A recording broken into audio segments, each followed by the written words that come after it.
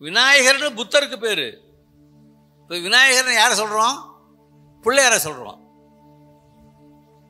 எப்படி மாத்திருக்கான் பாருங்க. அந்த கோயில்கள்லாம் மாறிட்டு வரை எந்த நாட்டில் புத்தம் தோணுச்சோ அந்த நாட்டில் புத்தம் இல்லை. இங்கதான் தோணுச்சு.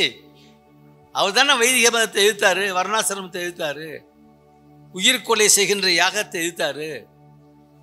புத்தர் கேட்கிறாரு போய் யாகம் நடத்தவனை பார்த்து, உயிர்களை கொண்டு நீ மோட்சம் போக முடியும் என்று சொன்னா உன் அப்பனை கொண்டுட்டு சீக்கிரம் போயேன்.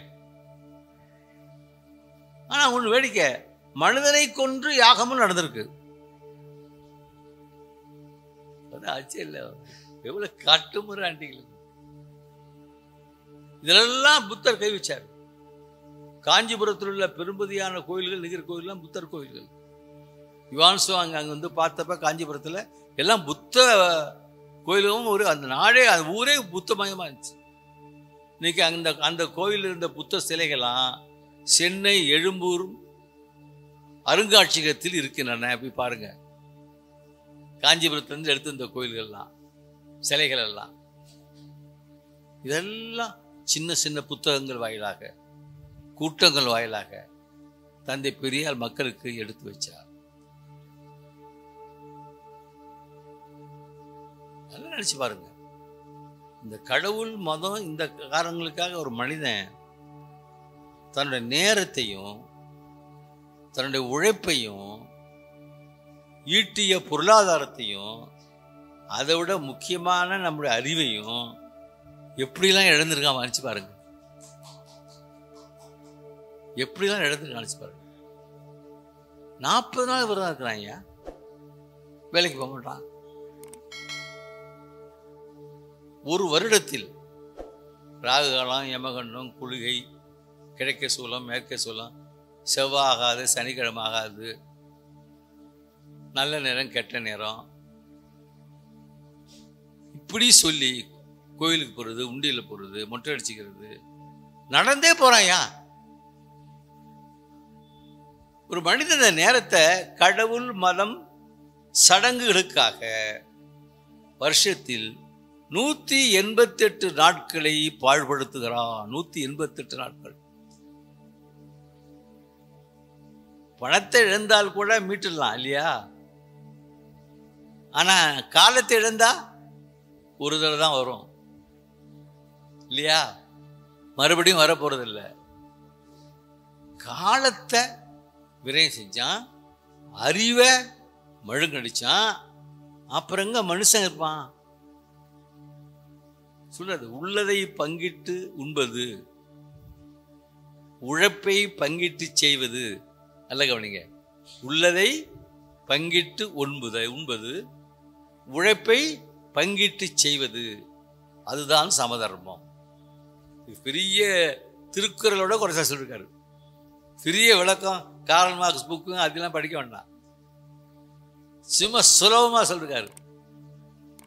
உள்ளதை பங்கிட்டு உண்பது, உழைப்பை பங்கிட்டு செய்வது, இதுதான் மனித தர்மம், இதுதான் பொது உடைமை.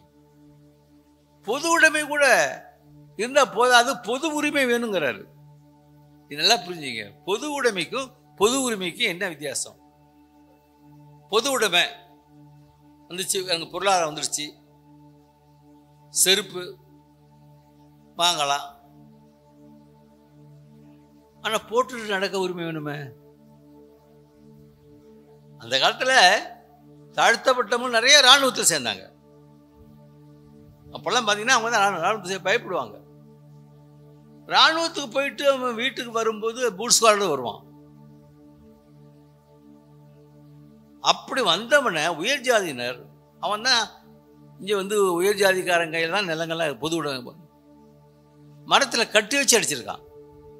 அதெல்லாம் இராணுவத்தில் வச்சுக்கடா, இது ஒன்றும் இராணுவம் இல்லை இந்த ஊர். ஆக அவனுக்கு பொது உடைமை சொத்து வந்திருக்கு,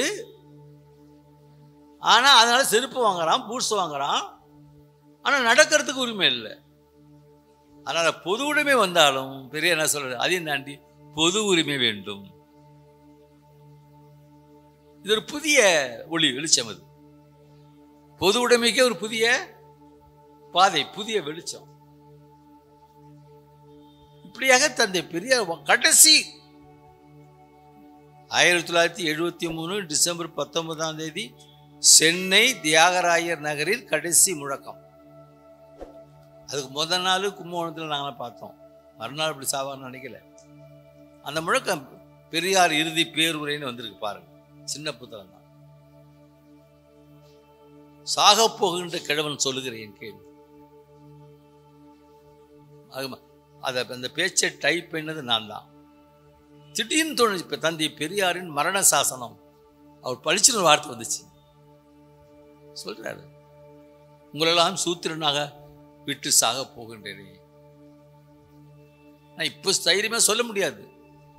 நீங்க கேட்டுப்பாங்க வீட்டுல பெரியவங்கள, அக்ரகாரத்துக்கு நம்முடைய பெண்கள் வேலைக்கு சென்றால் தாமதமானா சூத்திரச்சி வந்துட்டாளா, இன்னும் சூத்திரச்சி வரல அப்படின்னு கேட்பாங்க. சூத்திரன் என்ன சொல்றான், படிக்க விடாம வைப்பாட்டி மக்கள் அதையும் கேட்டு பட்ட போடுறான். இல்ல மதக்குறிக்காக தான் பெரியார் மதக்குறி அணியாதே, பார்ப்பானே பிராமணன் என்று சொல்லாதே. அவன் பிராமணன்னா நீ யாரு, மறைமுகமா சூத்திரன் ஒத்துக்கிறது தானே அர்த்தம். இவன் தான் இந்த 4 பேர்ல இவன் தான் அறிவாளின்னு சொன்னா பக்கத்து வீட்டுக்காரன். பெரியார் பிராமணால் போர்டு, அந்த பிராமணாங்களை எழுத்து அழிச்சாரு. என்னடா தமிழ்நாட்டில் பிராமணால் போர்டு, உணவகன்னு போர்டு அழிச்சார். அது எங்க உரிமை. அது எப்படி உரிமை? ஒரு தெருவில் 100 வீடு இருக்கு. முதல் வீட்டில் மாத்திரம் இது படிதாண்டா 10 வீடுன்னு எழுதி வச்சான்னு வச்சுக்க, மீதி வீடுலாம் அந்த ஐயாவோட லாஜிக்கை கவனிக்கணும். 4ஆம் கிளாஸ் தான் படிச்சாரு. ஒரு காலம் ஒழுங்கா நான் நம்ம மாதிரி படிச்சுருந்தா அப்படிலாம் அறிவு வந்திருக்குன்னு சொல்ல முடியாது. நம்ம அறிவுங்கிறது பெரியார் சொல்றாரு, வயிற்று பழப்புக்கு லைசன்ஸுங்கிறாரு. இந்த வார்த்தையெல்லாம் பாருங்க. நம் நாட்டு படிப்பு என்பது வயிற்று பிழைப்புக்கு லைசன்ஸ். எப்படி சொல்லிருக்காரு பாருங்க. எந்த படிச்சவன் சொல்லியிருக்கான் சொல்லுங்க நீங்க. அதான் நடைமுறை உண்மை. படிப்புல பகுத்தறிவு இல்லையே. பித்தா பெரைசூடி பெருமானே, கடவுள் வாழ்த்து. சிவபெருமான் தலையில் வீற்றிருக்கின்ற சந்திரனே, என்னடா அது? தமிழ் பாடத்துல நான் படிச்சிருக்கேன், கடவுள் வாழ்த்து இந்த பாட்டு தான் வரும். சிவபெருமான் தலையில் இருக்கான் சந்திரன். வல்லபுரை தேய்பிரைன்னா அதுக்கு ஒரு ஆபாசமான ஒரு புராணம் இருக்கு.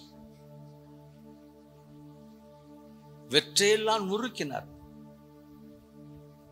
படி, கல்வி உரிமை, பெண்கள் படிக்க. வீட்டில் 4 பேர் இருந்தால் முதலில் பெண்களை படிக்க வையுங்கள். ஏன்னா குழந்தைகள் பெண்கள்கிட்ட அதிகமாக வளருது. அவங்க படிச்சா அந்த குழந்தையும் பகுத்தறிவா அறிவா வளரும். ஆக ஆண்கள் படிக்க விட அர்த்தம் இல்லை, முக்கியத்துவம் கொடுக்கிறாரு. 1929 செங்கல்பட்டு மாநாட்டில் பெண்களுக்கு சொத்துரிமை, ஆசிரியர் பணிகள் அனைத்தும் பெண்களுக்கு கொடுக்கணும். ஜாதி மறுப்பு திருமணங்களை செய்யணும். பெயருக்கு பின்னாலே ஜாதி பட்டம் போடாதே. இந்தியாவிலேயே பெயருக்கு பின்னால ஜாதி பட்டம் இங்கே இருந்துச்சு. சர்மா இருந்துச்சு, ஐயர் இருந்துச்சு, ஐயங்கார் இருந்துச்சு, படையாச்சி இருந்துச்சு, ஆசாரி இருந்துச்சு, செட்டியார் இருந்துச்சு. இன்னைக்கு இந்தியாவிலே தமிழ்நாட்டில் தான் பெயருக்கு பின்னால ஜாதி பட்டம் போடுற வெக்கம் என்று செய்ய வச்சவர் பெரியார்.